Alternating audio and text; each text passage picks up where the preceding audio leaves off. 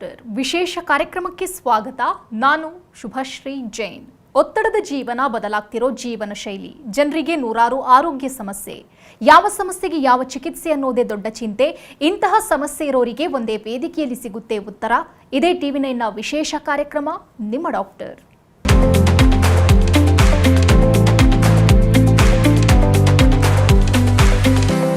ತಮ್ಮ ನಂತರ ತಮ್ಮ ವಂಶವನ್ನ ಮುಂದುವರಿಸಲು ವಾರಸುದಾರರೊಬ್ಬರು ಬೇಕು ಅನ್ನೋದು ಪ್ರತಿಯೊಂದು ದಂಪತಿಯ ಕನಸು. ಆದರೆ ಆಧುನೀಕರಣದ ದುಷ್ಪರಿಣಾಮ ಹಾಗೂ ಇಂದಿನ ಜೀವನ ಶೈಲಿಯಿಂದಾಗಿ ಅದೆಷ್ಟೋ ಮಂದಿ ಸಂತಾನ ಭಾಗ್ಯವಿಲ್ಲದೆ ನೋವು ಅನುಭವಿಸುತ್ತಿರ್ತಾರೆ. ಕಂಡ ದೇವರಿಗೆ ಹರಕೆ ಹೊತ್ತು ಒಂದು ಮುದ್ದಾದ ಮಗುವನ್ನ ಹೆತ್ತು ಸುಖ ಜೀವನ ನಡೆಸಲು ಹವಣಿಸ್ತಿರ್ತಾರೆ. ಪ್ರಸ್ತುತ ವೈದ್ಯಕೀಯ ಜಗತ್ತಿನಲ್ಲಿ ಇಂಥ ಸಮಸ್ಯೆಗಳಿಗೆ ಸೂಕ್ತ ಪರಿಹಾರಗಳಿದ್ರೂ ಇದಕ್ಕೆ ಸಂಬಂಧಿಸಿದ ಮಾಹಿತಿ, ವಿಚಾರಗಳ ಕೊರತೆ ಇದೆ. ಬಂಜೆತನದಿಂದ ಕೀಳರಿಮೆಗೆ ಒಳಗಾಗಿ ಖಿನ್ನರಾಗ್ತಿದ್ದಾರೆ. ಆದರೆ IVF ಮೂಲಕ ಮಕ್ಕಳನ್ನ ಪಡಿಬಹುದು. ಇನ್ನು ಈ ಬಗ್ಗೆ ಹೆಚ್ಚಿನ ಮಾಹಿತಿ ನೀಡಲಿದ್ದಾರೆ ಶಾಂತಿ ಗೈನೆಕ್ ಹಾಸ್ಪಿಟಲ್ನ ವೈದ್ಯರಾದ ಶಿಲ್ಪಾ. ಡಾಕ್ಟರ್, ಕಾರ್ಯಕ್ರಮಕ್ಕೆ ಸ್ವಾಗತ. ನಮಸ್ತೆ. ಫಸ್ಟ್ ಆಫ್ ಆಲ್ ಡಾಕ್ಟರ್, ಇತ್ತೀಚಿನ ದಿನಗಳಲ್ಲಿ ಈ ಮಕ್ಕಳು ಇಲ್ಲದೆ ಇರುವಂಥದ್ದು, ಈ ಇನ್ಫರ್ಟಿಲಿಟಿ ಸಮಸ್ಯೆ ಅನ್ನುವಂಥದ್ದು ತುಂಬಾ ಹೆಚ್ಚಾಗಿ ಕಂಡುಬರ್ತಿದೆ. ಕಂಪೇರಿಂಗ್ ಟು ಮೊದಲಿಗೆ ಈಗಿನ ಕಾಲದಲ್ಲಿ ಬಹುಶಃ ವಾತಾವರಣ, ಜೀವನ ಶೈಲಿ ಎಲ್ಲವೂ ಕೂಡ ಕಾರಣ ಆಗಿರಬಹುದು. ಆದರೆ ತಮ್ಮಲ್ಲಿ ಚಿಕಿತ್ಸೆ ಹೆಂಗೆ, ಇನ್ಫರ್ಟಿಲಿಟಿ ಈ ಮಟ್ಟಿಗೆ ಜಾಸ್ತಿ ಆಗೋದಕ್ಕೆ ಕಾರಣ ಏನು ಅನ್ನೋದನ್ನು ಕಾರ್ಯಕ್ರಮದ ಆರಂಭದಲ್ಲೇ ತಿಳ್ಕೊಂಡು ಮುಂದಿನ ಪ್ರಶ್ನೆಗೆ ನಾನು ಹೋಗ್ತೀನಿ. ಸೊ ಈ ಮಾಹಿತಿಯನ್ನು ನಾನು ಸುಮಾರು ಎಪಿಸೋಡ್ಸ್ನಲ್ಲಿ ಮತ್ತು ನಮ್ಮ ಸೋಷಿಯಲ್ ಮೀಡಿಯಾ ಚಾನಲ್ಸ್ನಲ್ಲಿ ನಾನು ತುಂಬ ಮಾತಾಡಿದ್ದೀನಿ. ಮತ್ತು ಎಷ್ಟೊಂದು ಅವರಿಗೆ ಮಿತ್ಸ್ ಆ್ಯಂಡ್ ಫ್ಯಾಕ್ಟ್ಸ್ ಅನ್ನೋದು ಯಾವುದು ಅನ್ನೋದು ಕೂಡ ಅವರಿಗೆ ತಿಳಿಸಿ ಕೊಟ್ಟಿದ್ದೀನಿ. ಸೊ ಈ ಫರ್ಟಿಲಿಟಿ ಪ್ರಾಬ್ಲಮ್ಸ್ ಅನ್ನೋದು ಯೂಶ್ವಲಿ ನಾವೀಗ ನೋಡ್ತಾ ಇರೋದು ನಮ್ಮ ಎನ್ವೈರ್ಮೆಂಟಲ್, ಅಂದರೆ ವಾತಾವರಣದ ಪ್ರಾಬ್ಲಮ್ಸ್ ಇರ್ಬೋದು, ಅಥವಾ ನಮ್ಮ ದಿನನಿತ್ಯ ಜೀವನ ಶೈಲಿಯ ಪ್ರಾಬ್ಲಮ್ಸ್ ಇರ್ಬೋದು. ಸೊ ಏಜ್ ಜಾಸ್ತಿ ಆಗ್ತಾ ಇದೆ, ಹೆಣ್ಮಕ್ಳು ಕೆರಿಯರು ಮತ್ತು ಅಥವಾ ಬೇರೆ ಯಾವುದೋ ಕಮಿಟ್ಮೆಂಟ್ಸಿಂದ ಪೋಸ್ಟ್ಪೋನ್ ಮಾಡ್ತಾ ಇದ್ದಾರೆ ಮದುವೆ ಆಗೋದನ್ನ, ಮಕ್ಕಳು ಮಾಡ್ಕೊಳೋದನ್ನ.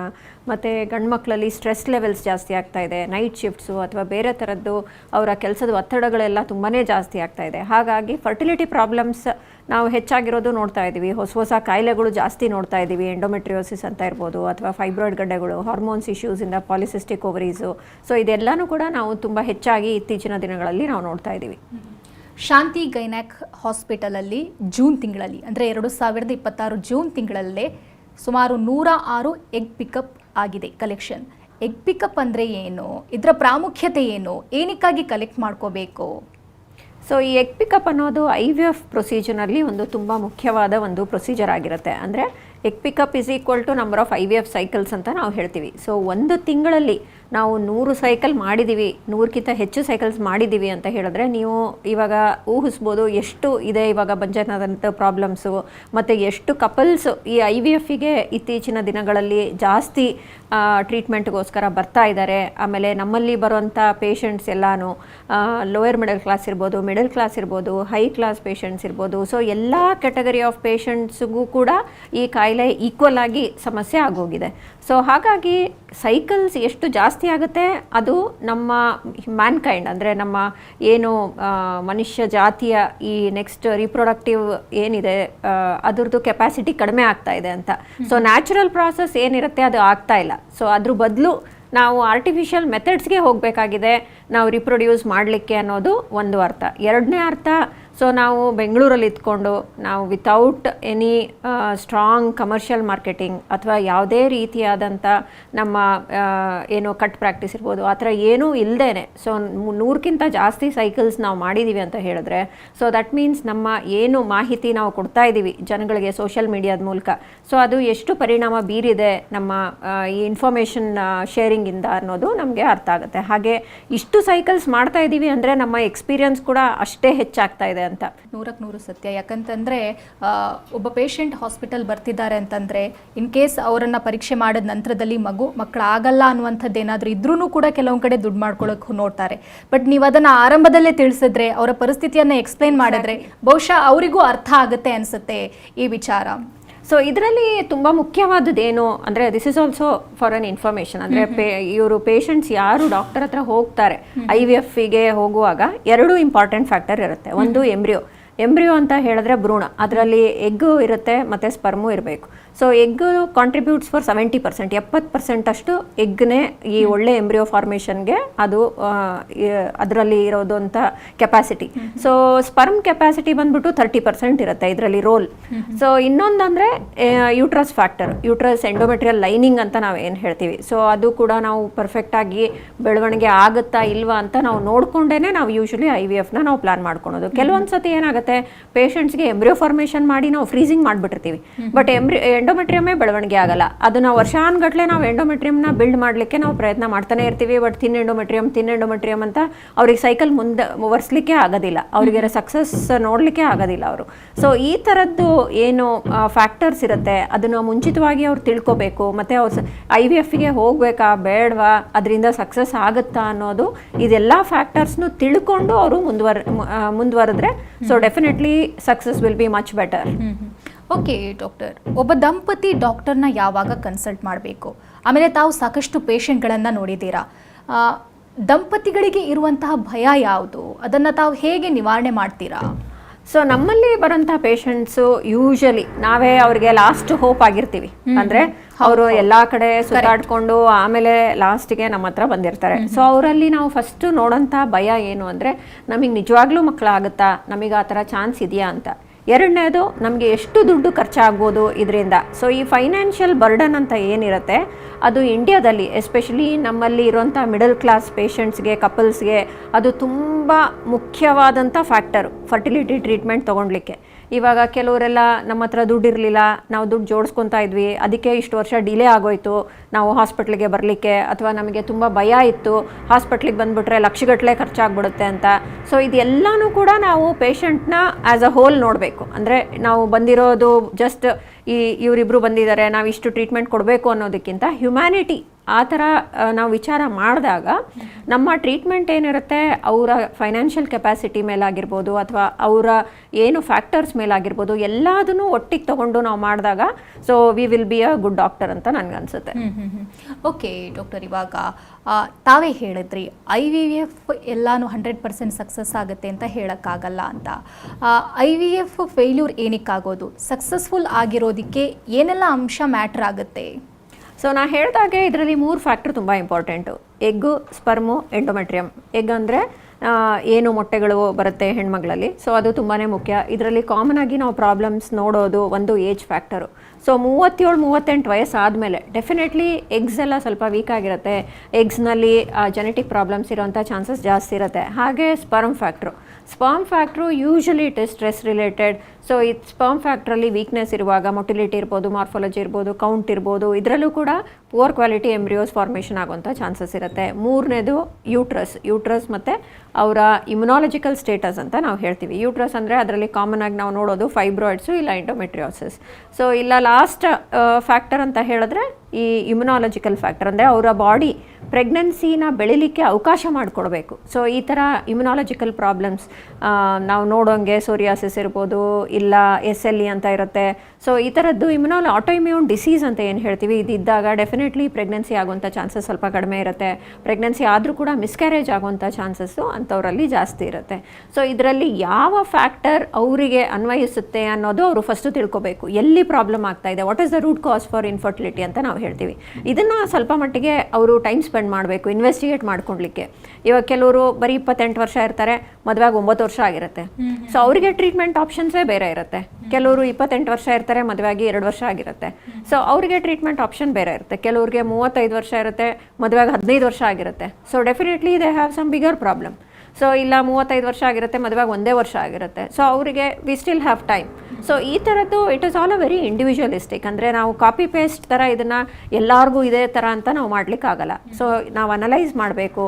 ಒಂದು ಅವರ ಏಜ್, ಎಸ್ಪೆಷಲಿ ಹೆಣ್ಮಗಳಿನ ಏಜ್ ಎಷ್ಟಿದೆ ಅಂತ ನಾವು ನೋಡಬೇಕು. ಎರಡನೇದು ಅವ್ರ ಮದುವೆಯಾಗಿ ಎಷ್ಟು ವರ್ಷ ಆಗಿದೆ ಅಂತ ನೋಡಬೇಕು. ಮೂರನೇದು ಅವ್ರಿಗೆ ಬೇರೆ ಇನ್ನೇನಾದರೂ ಫ್ಯಾಕ್ಟರ್ಸ್ ಇತ್ತಾ ಅಥವಾ ಮನೆಯಲ್ಲಿ ಆ ಥರ ಪ್ರಾಬ್ಲಮ್ಸ್ ಇದೆಯಾ ಫರ್ಟಿಲಿಟಿ ರಿಲೇಟೆಡ್, ಅದನ್ನು ಕೂಡ ನಾವು ತೊಗೋಬೇಕಾಗತ್ತೆ. So it is an extensive evaluation. So ಆ ಎಕ್ಸ್ಟೆನ್ಸಿವ್ ಇವ್ಯಾಲ್ಯೂಯೇಷನ್ ಮಾಡಿದಾಗ ಮಾತ್ರ ನಾವು ಅದನ್ನು ಕಾರಣ ಕಂಡುಹಿಡಲಿಕ್ಕೆ ಸಾಧ್ಯ ಆಗುತ್ತೆ. ಸೊ ಬಟ್ 10-15% ಅವ್ರಿಗೆ ಅನ್ಎಕ್ಸ್ಪ್ಲೇನ್ಡ್ ಇನ್ಫರ್ಟಿಲಿಟಿ ಅಂತ ಇರುತ್ತೆ. ಎಲ್ಲ ಟೆಸ್ಟ್ಗಳು ಮಾಡಿದ್ರೆ ಎಲ್ಲ ನಾರ್ಮಲ್ ಬರುತ್ತೆ, ಬಟ್ ಪ್ರೆಗ್ನೆನ್ಸಿ ಆಗಲ್ಲ. ಸೊ ಇದು ಮೋಸ್ಟ್ ಫ್ರಸ್ಟ್ರೇಟಿಂಗ್ ಆ್ಯಂಡ್ ತುಂಬಾ ಇದು ಹಿಂಸೆ ಅಂದರೆ ಎಲ್ಲಿ ಕಾರಣ ಅಂತಲೇ ಗೊತ್ತಾಗ್ತಾ ಇಲ್ಲ, ಏನು ಟ್ರೀಟ್ಮೆಂಟ್ ತೊಗೋಬೇಕು ಅಂತಲೇ ಗೊತ್ತಾಗ್ತಾ ಇಲ್ಲ. ಸೊ ಅವರು ಒಂದು ಸ್ವಲ್ಪ ದಿನ ಆಯುರ್ವೇದಿಕ್ ತೊಗೊತಾರೆ, ಹೋಮಿಯೋಪತಿ ತೊಗೊತಾರೆ, ಇಂಗ್ಲೀಷ್ ಮೆಡಿಸಿನ್ಸ್ ತೊಗೊತಾರೆ, ಮತ್ತು ಕೆಲವೊಂದು ಸ್ವಲ್ಪ ದಿನ ನ್ಯಾಚುರಲ್ ಟ್ರೈ ಮಾಡ್ತಾರೆ. ಸೊ ಇದು ಒಂಥರ ಲೂಪ್ ಥರ, and they will be trying chasing one after the other. So but ಅವ್ರಿಗೆಲ್ಲ ನಾವು ನಮ್ಮ ಕೌನ್ಸಿಲಿಂಗಿಂದ ಆಗಿರ್ಬೋದು ಅಥವಾ ಕೆಲವೊಂದು ಎಕ್ಸ್ಟ್ರಾ ಟೆಸ್ಟ್ಗಳಿಂದ ಆಗಿರ್ಬೋದು ನಾವು ಅದನ್ನು ಕಂಡುಹಿಡಿಯಲಿಕ್ಕೆ ಪ್ರಯತ್ನ ಮಾಡ್ತೀವಿ ಯೂಶ್ವಲಿ. IVFಗೆ ಏನಾದರೂ ಏಜ್ ಲಿಮಿಟ್ ಇದೆಯಾ ಹೇಗೆ? ಸೊ ನಾವು ಏಜ್ ಲಿಮಿಟ್ ಅಂತ ಹೇಳಿದ್ರೆ ಈ ಲೀಗಲಿ ಇವಾಗ ಇಂಡಿಯಾದಲ್ಲಿ ಕಾನೂನಿದೆ, ART ಲಾ ಅಂತ ಒಂದಿದೆ.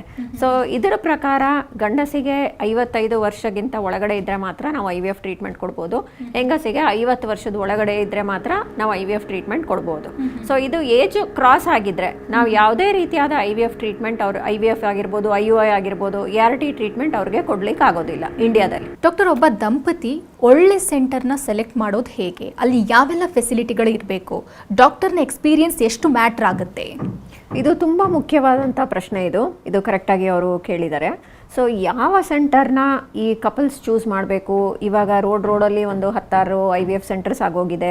ಇದು ಆಲ್ಮೋಸ್ಟ್ ಬ್ಯೂಟಿ ಪಾರ್ಲರ್ ಥರ ಸ್ಟಾರ್ಟ್ ಆಗ್ತಾ ಇದೆ.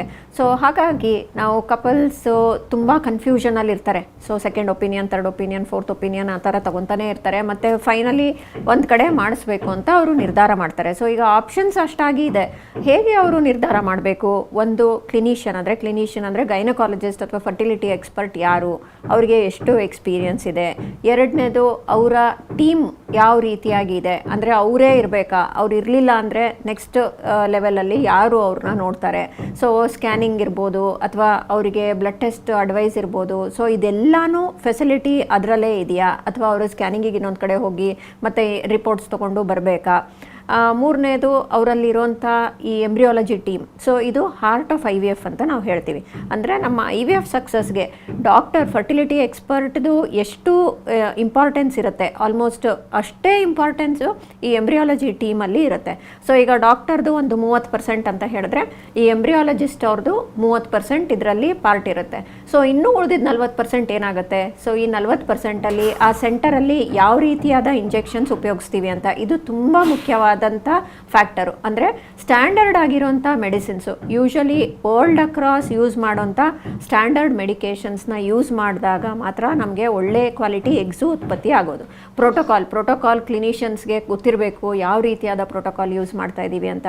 ಹಾಗೆ ಎಕ್ವಿಪ್ಮೆಂಟ್ಸು, ನಮ್ಮಲ್ಲಿ ಇರೋಂಥ ಎಂಬ್ರಿಯಾಲಜಿನಲ್ಲಿ ಇರೋಂಥ ಎಕ್ವಿಪ್ಮೆಂಟ್ಸ್ ಆಗಿರ್ಬೋದು ಅಥವಾ ನಮ್ಮ ಸ್ಕ್ಯಾನಿಂಗ್ ಮಿಷಿನ್ಸ್ ಇರ್ಬೋದು ಅಥವಾ ನಾವು ಯೂಸ್ ಮಾಡೋಂಥ ಕನ್ಸ್ಯೂಮೇಬಲ್ಸ್, ಆ ಎಗ್ ಪಿಕಪ್ಗೆ ನಾವು ಯೂಸ್ ಮಾಡೋಂಥ ನೀಡಲ್ ಇರ್ಬೋದು, ಎಂಬ್ರಿಯೋ ಟ್ರಾನ್ಸ್ಫರ್ಗೆ ನಾವು ಯೂಸ್ ಮಾಡೋಂಥ ಕೆಥೆಟರ್ ಇರ್ಬೋದು, ಎಲ್ಲದನ್ನು 5% ನಮ್ಮ ಸಕ್ಸಸ್ ರೇಟ್ನ ನಾವು ಇನ್ಕ್ರೀಸ್ ಮಾಡ್ಕೋಬೋದು. ಇದರಲ್ಲಿ ಡಾಕ್ಟರ್ ಅನ್ನುವಂಥದ್ದು ಕೂಡ ಸಕ್ಸಸ್ ರೇಟ್ಗೆ ತುಂಬಾ ಇಂಪಾರ್ಟೆಂಟ್ ಆಗುತ್ತಾ ಅಥವಾ ಫೆಸಿಲಿಟಿಯೂ ಕೂಡ ಅಷ್ಟೇ ಇಂಪಾರ್ಟೆಂಟಾ, ಹೆಂಗೆ ಏನು ಅಂತ? ಅಂದರೆ ಒಬ್ಬ ಡಾಕ್ಟರ್ ಬೇರೆ ಕಡೆ ಹೋಗಿ ಟ್ರೀಟ್ಮೆಂಟ್ ಕೊಡೋದಕ್ಕೂ ಈ ಸೆಂಟರಲ್ಲೇ ಟ್ರೀಟ್ಮೆಂಟ್ ಕೊಡೋದಕ್ಕೂ ಡಿಫ್ರೆನ್ಸ್ ಏನಾದರೂ? ಇದು ತುಂಬ ಮ್ಯಾಟರ್ ಆಗುವಂಥ ಒಂದು ಫ್ಯಾಕ್ಟರು. ಅಂದರೆ ಡಾಕ್ಟರು ಒಂದೇ ಕಡೆ ಕೂತ್ಕೊಂಡು ಅದೇ ಟೀಮ್ ಜೊತೆ ವರ್ಕ್ ಮಾಡಿಬಿಟ್ಟು ಅದೇ ರೀತಿಯಾದಂಥ ನಾವು ರಿಸಲ್ಟ್ಸ್ ಕೊಡಬೇಕು ಅಂತ ಹೇಳಿದ್ರೆ ಕನ್ಸಿಸ್ಟೆನ್ಸಿ ಇರಬೇಕು. ಕನ್ಸಿಸ್ಟೆನ್ಸಿ ಅಂತ ಹೇಳಿದ್ರೆ ನಮ್ಮಲ್ಲಿ ಚೆಕ್ ಲಿಸ್ಟ್ ಇರುತ್ತೆ. ನಾವು ಯಾವ ರೀತಿಯಾಗಿ ಆ ತಿಂಗಳಲ್ಲಿ ನಾವು ಮಾಡ್ಕೊಂಡಿದ್ದೀವಿ, ನಮ್ಮ ಸೆಂಟ್ರಲ್ಲಿ ಎಷ್ಟೆಷ್ಟು ಕೇಸ್ ಮಾಡಿದ್ದೀವಿ, ಯಾವ್ಯಾವುದರಲ್ಲಿ ಪ್ರಾಬ್ಲಮ್ ಆಯಿತು ಅಥವಾ ಆಗಲಿಲ್ಲ, ಎಂಬ್ರಿಯೋ ಫಾರ್ಮೇಷನ್ ಇರ್ಬೋದು, ನಮ್ಮ ಇನ್ಕ್ಯುಬೇಟರ್ ಕಂಡೀಷನ್ಸ್ ಇರ್ಬೋದು, ನಾವು ಮೀಡಿಯಾ ಕ್ವಾಲಿಟಿ ಇರ್ಬೋದು, ಇಂಜೆಕ್ಷನ್ ಕ್ವಾಲಿಟಿ ಇರ್ಬೋದು, ಎಲ್ಲನೂ ಮ್ಯಾಟ್ರ್ ಆಗುತ್ತೆ. ನಾನು ಇಲ್ಲಿ ಕೂತ್ಕೊಂಡು ದಾವಣಗೆರೆಯಲ್ಲಿ ಅಥವಾ ಮಂಗಳೂರಲ್ಲಿ ಇರೋಂಥ ಪೇಷಂಟ್ಸ್ಗೆ ನಾನು ಟ್ರೀಟ್ಮೆಂಟ್ ಕೊಡ್ಲಿಕ್ಕೆ ಸಾಧ್ಯನೇ ಇಲ್ಲ. ಈವನ್ ನಾನು ಅಲ್ಲಿ ಹೋಗಿ ನಾನು ಕ್ಯಾಂಪ್ ಮಾಡಿ ಎಲ್ಲ ಮಾಡಿದ್ರು ಕೂಡ ಕೊನೆಯಲ್ಲಿ ನಾನು ಮ್ಯಾಕ್ಸಿಮಮ್ ಏನು ಹೇಳ್ಬೋದು, ಬೆಂಗಳೂರಿಗೆ ಬನ್ನಿ ಅಂತ ಹೇಳ್ಬೋದು ಅಷ್ಟೇ ಹೊರತು ಅಲ್ಲಿ ಟ್ರೀಟ್ಮೆಂಟ್ ಸಾಧ್ಯನೇ ಇಲ್ಲ. ಈವನ್ ಒಂದು ಸಣ್ಣ ಸ್ಕ್ಯಾನ್ ಕೂಡ ನಾವಾಗಿ ಮಾಡಿ ನೋಡಿದ್ರೆ ಮಾತ್ರ ನಮಗೆ ಗೊತ್ತಾಗುತ್ತೆ. ಹಾಗೇನೆ ಲ್ಯಾಪ್ರೋಸ್ಕೋಪಿ ಎಷ್ಟೊಂದು ಕೇಸಸ್ನಲ್ಲಿ almost 20% of IVF cases, fertility ಕೇಸಸ್ನಲ್ಲಿ ಲ್ಯಾಪ್ರೋಸ್ಕೋಪಿ ಅನ್ನೋದೊಂದು ಪ್ರೊಸೀಜರ್ ಬೇಕಾಗುತ್ತೆ. ಅದು ಕೀ ಹೋಲ್ ಸರ್ಜರಿ, ಒಂದು ಹೊಕ್ಕಳಲ್ಲಿ ನಾವು ಕ್ಯಾಮರಾ ಹಾಕ್ಬಿಟ್ಟು ನೋಡೋಂಥದ್ದು. ಇದನ್ನು ಕೂಡ ಇವಾಗ ನಾವು ಕಣ್ಣಾರೆ ನೋಡಿದ್ರೆ ಮಾತ್ರ ನಮಗೆ ಗೊತ್ತಿರುತ್ತೆ. ನಾವು ಇನ್ನೊಂದು ಕಡೆ ಅಲ್ಲಿ ಹೋಗಿ ಹಿಸ್ಟ್ರೋಸ್ಕೋಪಿ ಮಾಡಿಸ್ಕೊಂಬನ್ನಿ, ಇಲ್ಲಿ ಹೋಗಿ ಲ್ಯಾಪ್ರೋಸ್ಕೋಪಿ ಮಾಡಿಸ್ಕೊಂಬನ್ನಿ, ಇದು ಆದಮೇಲೆ ನಾವು ಮಾಡ್ತೀವಿ, ನಾವು ಆಮೇಲೆ ನೋಡ್ತೀವಿ ಅಂತ ಹೇಳಿದ್ರೆ it will not work that way. ಹಾಗೇನೆ ಈ IVF ಆದಮೇಲೆ ಸಕ್ಸಸ್ ಏನಾಗುತ್ತೆ, ಇವಾಗ ನಮ್ಮಲ್ಲಿ ನಾವೇ ಪ್ರೆಗ್ನೆನ್ಸಿ ಕೇರ್ ಕೊಡ್ತೀವಿ. ಸೊ ನಮಗೆ ಗೊತ್ತಿರುತ್ತೆ ಅವ್ರು ಎಷ್ಟು ಕಷ್ಟಪಟ್ಟಿರ್ತಾರೆ, ನಾವೆಷ್ಟು ಕಷ್ಟಪಟ್ಟಿರ್ತೀವಿ ಅವ್ರಿಗೆ ಆ ಪ್ರೆಗ್ನೆನ್ಸಿ ಮಾಡಲಿಕ್ಕೆ ಅಂತ. ಸೊ ಮೆಟರ್ನಿಟಿ ಮತ್ತು ಫರ್ಟಿಲಿಟಿ ಎರಡೂ ಒಟ್ಟಿಗೆ ಇರೋಂಥ ಸೆಂಟರು ಬಹುಶಃ ನಮ್ಮದು probably one of the few centres ಇರ್ಬೋದು. ಸೊ ಹಾಗಾಗಿ ನಮ್ಮ ಟೀಮ್ ಅವರೇ ಫುಲ್ ಪ್ರೆಗ್ನೆನ್ಸಿನ ನಾವು ನೋಡ್ಕೊತೀವಿ. ಸೊ ಯಾವ ಪೇಷಂಟ್ಗೆ ಬಿ ಪಿ ಬರ್ಬೋದು, ಯಾವ ಪೇಷಂಟ್ಗೆ ಶುಗರ್ ಬರ್ಬೋದು, ಯಾವ ಪೇಷಂಟ್ಸ್ಗೆ ಟ್ವಿನ್ಸ್ ಆಗಿದೆ, ಯಾವ ಪೇಷಂಟ್ಸ್ಗೆ ಸರ್ವಿಕ್ಸಲ್ಲಿ ವೀಕ್ನೆಸ್ ಇರ್ಬೋದು, ಸ್ಟಿಚ್ ಬೇಕಾಗ್ಬೋದು, ಎಲ್ಲನೂ ಕೂಡ ಮ್ಯಾನೇಜ್ ಮಾಡಬೇಕು. ಸೊ ಈಗ 70% ಪ್ರೆಗ್ನೆನ್ಸೀಸ್ ಆರ್ ಹೈ ರಿಸ್ಕ್ ಅಂದರೆ ಒಂದಲ್ಲ ಒಂದು ಪ್ರಾಬ್ಲಮ್ಸ್ ಇರುತ್ತೆ. ಒಬಿಸಿಟಿ ಪ್ರಾಬ್ಲಮ್ ಅಂದರೆ ಬೊಚ್ಚತನ ಇರ್ಬೋದು, ಏಜ್ ಫ್ಯಾಕ್ಟರ್ ಇರ್ಬೋದು, ಬಿ ಪಿ ಇರ್ಬೋದು, ಶುಗರ್ ಇರ್ಬೋದು, ಥೈರಾಯ್ಡ್ ಇರ್ಬೋದು, ಮಲ್ಟಿಪಲ್ ಫ್ಯಾಕ್ಟರ್ಸ್ ಇರ್ಬೋದು, ಅಥವಾ ಅವರಿಗೆ ಪ್ರೀವಿಯಸ್ 3-4 ಟೈಮ್ಸ್ ಅಬಾರ್ಷನ್ಸ್ ಆಗಿರ್ಬೋದು, ತುಂಬ ಸತಿ IVF ಫೇಲ್ಯೂರ್ ಆಗಿದ್ಮೇಲೆ ಅವರು ಬಂದಿರ್ಬೋದು.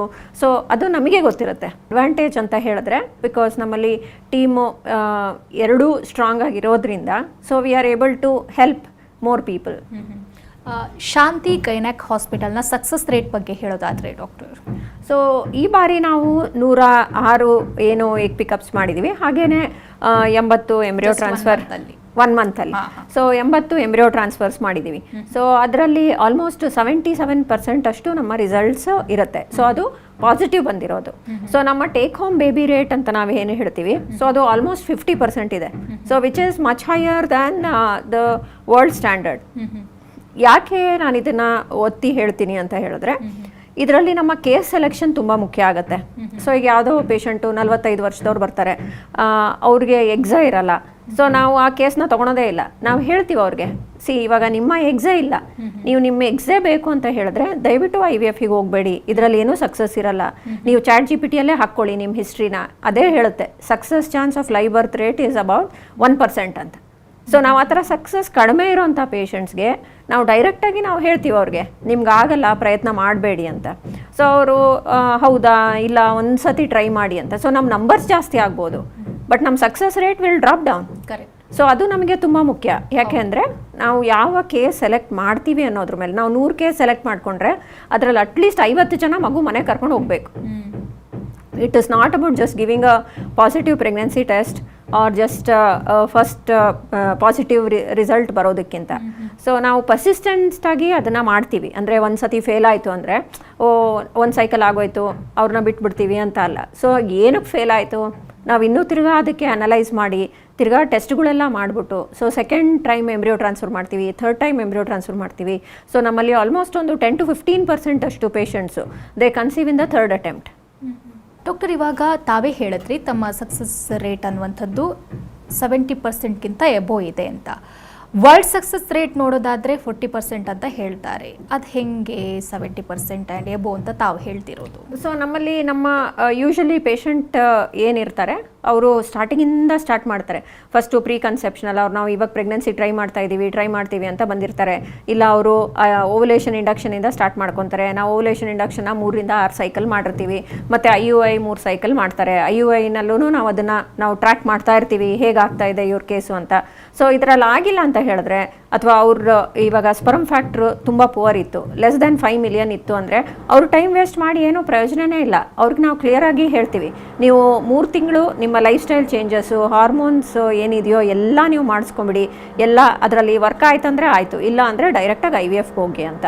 So that is one of our advantage. Because ನಾವು ಎವ್ರಿ ಟೈಮ್ ಅವರು ಎಸ್ಪೆಷಲಿ ವಿತ್ ಈ ಸ್ಪರ್ಮ್ ಫ್ಯಾಕ್ಟರ್ ಇರುವಾಗ ಅನ್ಫಾರ್ಚುನೇಟ್ಲಿ ನಮ್ಮಲ್ಲಿ ತುಂಬ ಎಕ್ಸ್ಟೆನ್ಸಿವ್ ಮೆಡಿಕೇಷನ್ಸ್ ಆಗಲಿ ಪ್ರೊಸೀಜರ್ಸ್ ಆಗಲಿ ಇಲ್ಲ ಅದನ್ನು ಇಂಪ್ರೂವ್ ಮಾಡಲಿಕ್ಕೆ. ಸೊ ನಾವು ಅದನ್ನು ಸ್ವಲ್ಪ ಬೇಗನೆ ನಮ್ಮ IUI ಪ್ರೊಸೀಜರ್ ಮಾಡುವಾಗ ಅದು ಗೊತ್ತಾಗುತ್ತೆ ನಮಗೆ. ಯಾಕಂದರೆ ನಮ್ಮಲ್ಲೇ ಪ್ರಾಸೆಸಿಂಗ್ ಆಗುತ್ತೆ, ನಮ್ಮಲ್ಲೇ ಅದನ್ನೆಲ್ಲ ನಾವು ಚೆಕ್ ಮಾಡಿರ್ತೀವಿ. ನಾವು ಪೇಷಂಟ್ಗೂ ಕೂಡ ಕೆಲವೊಂದು ಸತಿ ತೋರಿಸಿರ್ತೀವಿ, ನೋಡಿ ಇದರಲ್ಲಿ ಸ್ಪರ್ಮ್ಸ್ ಎಲ್ಲ ಅಷ್ಟಾಗಿ ಇಲ್ಲ. ಸೊ 2-3 ಸತಿ ಅದನ್ನು ನಾವು ರಿಪೀಟಾಗಿ ಮಾಡಿ ನೋಡಿದಾಗ ಆಗಿಲ್ಲ ಅಂತ ಹೇಳಿದ್ರೆ ಅವ್ರಿಗೆ ನಾವು ತೋರಿಸ್ಬಿಟ್ಟು ನಾವು ಎಕ್ಸ್ಪ್ಲೈನ್ ಮಾಡಿದಾಗ ಡೆಫಿನೆಟ್ಲಿ ಅವ್ರು IVFಗೆ ಒಪ್ಕೊತಾರೆ. ಆಮೇಲೆ ಅಂಥ ಕೇಸಸ್ನಲ್ಲಿ IVFನಲ್ಲಿ ಎಕ್ಸಲೆಂಟ್ ರಿಸಲ್ಟ್ಸ್ ಇರುತ್ತೆ. ಓಕೆ ಡಾಕ್ಟರ್, ಇವಾಗ ಇನ್ ಕೇಸ್ IVF ಫೇಲ್ಯೂರ್ ಆದರೆ ತಮ್ಮ ಮುಂದಿನ ಅಡ್ವೈಸ್ ಏನು? ಜೊತೆಗೆ ನಿಮ್ಮಲ್ಲಿ IVF ಮಾತ್ರ ಚಿಕಿತ್ಸೆ ಇರೋದಾ ಅಥವಾ ಬೇರೆ ಚಿಕಿತ್ಸೆನೂ ಇದೆಯಾ, ಹೇಗೆ? ಸೊ ಈಗ ಫಸ್ಟ್ ಪಾಯಿಂಟ್ ಅಂತ ಹೇಳಿದ್ರೆ IVF ಫೇಲ್ ಆದರೆ ಏನು ಮಾಡೋದು ಅಂತ. ಫಸ್ಟ್ IVF ಫೇಲ್ ಆಗೋ ಚಾನ್ಸಸ್ಸು ಆಲ್ಮೋಸ್ಟ್ 50% ಇರುತ್ತೆ. ಸೊ ನಾವು ಹೇಳೋದು 50% ಅಷ್ಟೇ success. First cycle is index cycle. So ನಾವು ನಿಮ್ಮ ಬಾಡಿ ಸ್ಟಡಿ ಮಾಡಬೇಕು, ನಿಮ್ಮ ಎಂಬ್ರಿಯೋಸ್ನೆಲ್ಲ ನಾವು ಸ್ಟಡಿ ಮಾಡಬೇಕು. ಇದರಲ್ಲಿ ಎಂಡೋಮೆಟ್ರಿಯಮ್ ಸ್ಟಡಿ ಇರುತ್ತೆ. ಸೊ ನಾವು ನಿಮ್ಮ ಬಾಡಿಗೆ ಒಳ್ಳೆ ಎಂಬ್ರಿಯೋ ಹಾಕಿ ನಾವು ನೋಡ್ತೀವಿ ಪ್ರೆಗ್ನೆನ್ಸಿ ಆಗುತ್ತೋ ಇಲ್ವೋ ಅಂತ. ಅದರಲ್ಲಿ ಆಗಿಲ್ಲ ಅಂತ ಹೇಳಿದಾಗ 2 ಫ್ಯಾಕ್ಟರ್ನ ನಾವು ಇವ್ಯಾಲ್ಯೂಯೇಟ್ ಮಾಡ್ತೀವಿ. ಒಂದು ಎಂಬ್ರಿಯೋ, ಈ ಎಂಬ್ರಿಯೋನಲ್ಲಿ ಎಂಬ್ರಿಯೋ ಬಯಾಪ್ಸಿ ಅಂತ ಇರುತ್ತೆ, ಅದಕ್ಕೆ PGTA ಅಂತ ಹೇಳ್ತೀವಿ. ಅದರಲ್ಲಿ ನಾರ್ಮಲ್ ಎಂಬ್ರಿಯೋ, ಯೂಪ್ಲಾಯ್ಡ್ ಎಂಬ್ರಿಯೋ ಅಂತ ಬಂತು ಅಂತ ಹೇಳಿದ್ರೆ ಪ್ರೆಗ್ನೆನ್ಸಿ ಆಗುವಂಥ ಚಾನ್ಸಸ್ಸು 70 to 75% ಅಷ್ಟು ಇರುತ್ತೆ. ಇಲ್ಲ ಎಂಡೋಮೆಟ್ರಿಯಮ್, ನಾವು ಇಂಡಿಯಾದಲ್ಲಿ ಕಾಮನ್ ಆಗಿ ನೋಡೋದು ಇನ್ಫೆಕ್ಷನ್, ಎಂಡೋಮೆಟ್ರಿಯಲ್ ಇನ್ಫೆಕ್ಷನ್ ಇರುವಾಗ ನಾವು ಅದಕ್ಕೆ 15-20 ದಿವಸ ನಾವು ಟ್ರೀಟ್ಮೆಂಟ್ ಕೊಟ್ಟು ಹಿಸ್ಟ್ರೋಸ್ಕೋಪಿ ಮಾಡಿ ಎಲ್ಲ ಮಾಡಿಕೊಂಡು ನಾವು ನೋಡ್ತೀವಿ. ಇಲ್ಲ 3ನೇ ಫ್ಯಾಕ್ಟರು, ನಾವು ಕಾಮನ್ ಆಗಿ ಮಾಡೋದು ಶಾಂತಿ ಗೈನಕಲ್ಲಿ ಇನ್ನೊಂದು ಅಡ್ವಾಂಟೇಜ್ ಅಂತ ಹೇಳಿದ್ರೆ ನಮ್ಮ ಅಡ್ವಾನ್ಸ್ ಲ್ಯಾಪ್ರೋಸ್ಕೋಪಿ ಯೂನಿಟ್ ಇರೋದು. ಸೊ ನಮ್ಮಲ್ಲಿ 3D ಲ್ಯಾಪ್ರೋಸ್ಕೋಪಿ ಇದಿದೆ. ಸೊ ನಮ್ಗೆ ಯಾವಾಗೇ ಏನೇ ಡೌಟ್ ಇದ್ರೂ ಸ್ಕ್ಯಾನು ನಾವೇ ಮಾಡ್ತೀವಿ, IVF ನಾವೇ ಮಾಡಿರ್ತೀವಿ, ಯಾವ ಟೈಮ್ನಲ್ಲಿ ಏನು ಪ್ರಾಬ್ಲಮ್ ಆಗ್ತಾ ಇದೆ ಅಂತ ನಾವು ತಿಳ್ಕೊಂಡಿರ್ತೀವಿ. ಸೊ ಈ ಲ್ಯಾಪ್ರೋಸ್ಕೋಪಿ ಕೂಡ ನಾವೇ ಮಾಡ್ತೀವಿ. ಸೊ ಲ್ಯಾಪ್ರೋಸ್ಕೋಪಿ ಮಾಡಿದಾಗ ನಮಗೆ ಅಲ್ಲಿ ಏನು ಕಾಣಿಸುತ್ತೆ, ಎಂಡೋಮೆಟ್ರಿಯೋಸಿಸ್ ಇದೆಯಾ, ಫೈಬ್ರಾಯ್ಡ್ ಗಡ್ಡೆಯಿಂದ ಈ ಪ್ರಾಬ್ಲಮ್ ಆಗ್ತಾ ಇದೆಯಾ, ಸೊ ಫೈಬ್ರಾಯ್ಡ್ ರಿಮೂವಲ್ ಮಾಡಬೇಕಾ, ಸೊ ಅದಕ್ಕೆಲ್ಲೂ ನಾವೇನು ಕಳಿಸ್ಬೇಕಾದಂಥ ಏನು ಪರಿಸ್ಥಿತಿ ಇರಲ್ಲ. ಸೊ ನಮ್ಮಲ್ಲೇ ಎಲ್ಲ ಇರುತ್ತೆ. ಸೊ ಹಾಗಾಗಿ ಇದು ಎಂಡ್ ಟು ಎಂಡ್ ಕೇರ್ ಅಂತ ಹೇಳ್ತೀವಿ ನಾವು. ಸೊ ಇವಾಗ ಒಬ್ಬರು ಬರೀ ಇನ್ಫರ್ಟಿಲಿಟಿ ಸ್ಪೆಷಲಿಸ್ಟ್ ಅಂತ ಇರ್ತಾರೆ, ಕೆಲವರು ಬರೀ ಲ್ಯಾಪ್ರೋಸ್ಕೋಪಿ ಅಷ್ಟೇ ಮಾಡ್ತಾರೆ, ಕೆಲವರು ಬರೀ ಪ್ರೆಗ್ನೆನ್ಸೀಸ್ನಷ್ಟೇ ನೋಡ್ತಾರೆ. ನಮ್ಮದ್ರಲ್ಲಿ it is like end to end care. So ನಿಮಗೆ ಒಂದು ಪೇಷಂಟ್ ನಮ್ಮ ಹತ್ರ ಬಂದರು ಅಂತ ಹೇಳಿದ್ರೆ, ಸೊ ಅವ್ರಿಗೆ ಏನೇ ಪ್ರಾಬ್ಲಮ್ಸ್ ಇರಲಿ, we will try to rectify everything and then do the IVF. So rather than ಇವಾಗ ಕೆಲವೊಂದು ಸತಿ ಬರೀ ಲ್ಯಾಪ್ರೋಸ್ಕೋಪಿ ಮಾಡಿದ್ರೇ ನ್ಯಾಚುರಲ್ ಕನ್ಸೆಪ್ಷನ್ ಆಗೋ ಚಾನ್ಸಸ್ ತುಂಬ ಜಾಸ್ತಿ ಇರುತ್ತೆ. ಅಂಥವ್ರಿಗೆ ನಾವು IVF ಮಾಡಿ ಏನು ಪ್ರಯೋಜನ ಇಲ್ಲ. ಸೊ ಇವಾಗ ನಮ್ಮ ಎಕ್ಸ್ಪರ್ಟೈಸ್ ಮೇಲೆ ನಾವು ಪೇಷಂಟ್ನ ಚೂಸ್ ಮಾಡೋದಕ್ಕಿಂತ ಪೇಷಂಟಿಗೆ ಪ್ರಾಬ್ಲಮ್ ಇರೋದಕ್ಕೆ ನಾವು ಸರ್ವಿಸ್ ಕೊಡಬೇಕು. ಸೊ ಹಾಗಾದರೆ ಮಾತ್ರ ಪೇಷಂಟಿಗೆ ಒಳ್ಳೇದಾಗೋದು. ಸೊ ಇದನ್ನು ಯಾವಾಗ ನಾವು ಮಾಡಲಿಕ್ಕಾಗುತ್ತೆ ಅಂತ ಪೇಷಂಟ್ ಸೆಂಟ್ರಿಕ್ ಅಪ್ರೋಚ್ ಇದ್ದರೆ ಮಾತ್ರ. ನಾವು ಯಾವಾಗ ಪೇಷಂಟ್ ಬಂದವ್ರಿಗೆ ನಾವು ಏನೇ ಆಗಲಪ್ಪ, ನಾವು ನಮ್ಮ ಬೆಸ್ಟ್ ನಾವು ಎಫರ್ಟ್ಸ್ ಹಾಕಬೇಕು, ಬೆಸ್ಟ್ ಆಫ್ ದ ಟ್ರೀಟ್ಮೆಂಟ್ ಕೊಡಬೇಕು ಅನ್ನೋ ಮನಸ್ಥಿತಿ ಇರುವಾಗ ಮಾತ್ರ ನಾವು ಅದನ್ನು ಅಚೀವ್ ಮಾಡೋಕ್ಕೆ ಸಾಧ್ಯ. ಇಲ್ಲ ನಮಗೆ ಗೊತ್ತಿರೋದನ್ನು ನಾವು ಅವ್ರಿಗೆ ಅಪ್ಲೈ ಮಾಡೋಕ್ಕೆ ಹೋದರೆ ಅದು 50% of the times it will not work. Thank you doctor, thank you so much. ಸಾಕಷ್ಟು ಮಾಹಿತಿ ನೀಡಿದ್ದೀರಾ IVF ಬಗ್ಗೆ. Thank you so much. Thank you, it was wonderful. ವೀಕ್ಷಕರೇ, ಡಾಕ್ಟರ್ನ ನೇರವಾಗಿ ಭೇಟಿಯಾಗಬೇಕು ಅಂದರೆ ಅಡ್ರೆಸ್ ಪ್ಲೇಟ್ ಇಂತಿದೆ, ನೋಟ್ ಮಾಡ್ಕೊಳ್ಳಿ. Shanti gynaec hospital, 679 11th main road, 36th cross road, 4th block, Jayanagar, Bengaluru 560011. ದೂರವಾಣಿ ಸಂಖ್ಯೆ 9591787988. ಮತ್ತೊಂದು ಸಂಖ್ಯೆ 7676779106. ಇದು ಇವತ್ತಿನ ನಿಮ್ಮ ಡಾಕ್ಟರ್. ನಿರಂತರ ಸುದ್ದಿಗಾಗಿ ನೋಡ್ತಾ ಇರಿ TV9.